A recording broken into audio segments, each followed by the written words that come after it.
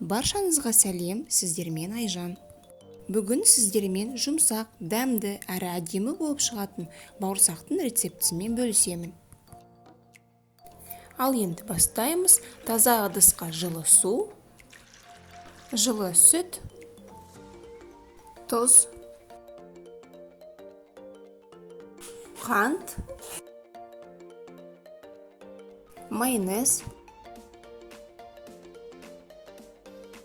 өсімдік майы, венчиктің көмегімен араластырамыз. Сапасы жоғары ашытқы.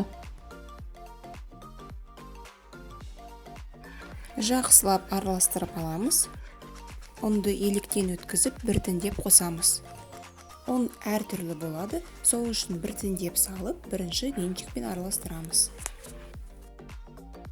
Араластыру қиындай түскенде қолымен илей бастаймыз. Бауырсақ үлпілдек және жұмсақ болып пісу үшін ұнды көп салып жібермеу өте маңызды.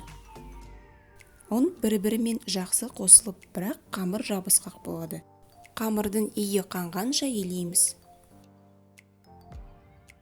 Қамырымыз дайын болды. Бетін жауып, жылы жерге шамамен 2 сағатқа қоямыз.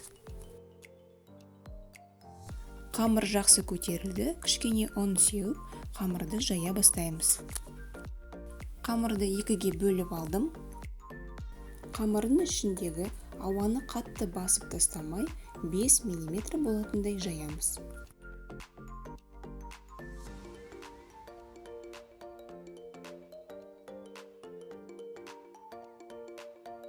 Кружканың көмегімен бауырсақты кесіп алдым.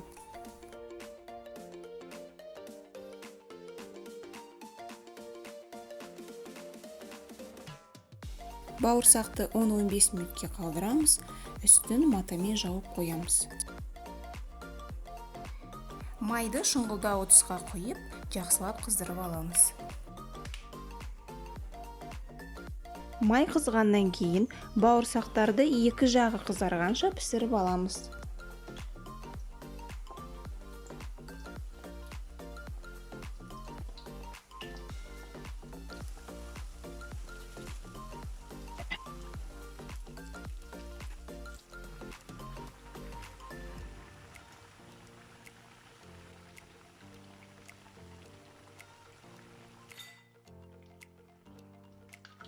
Қажет ингредиенттердің барлығын осы видеоның астына описанияға жазып қойдым.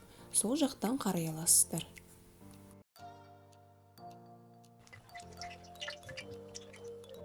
Бауырсақтарымыз дайын болды.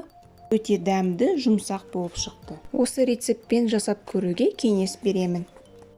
Менің каналыма тіркеліп, қоңыраушаны басып қойыңыздар. Сіздермен болған Айжан. Соңына дейін қарағандарыңызға көп рахмет. Келесі кездескенше сау болыңыздар.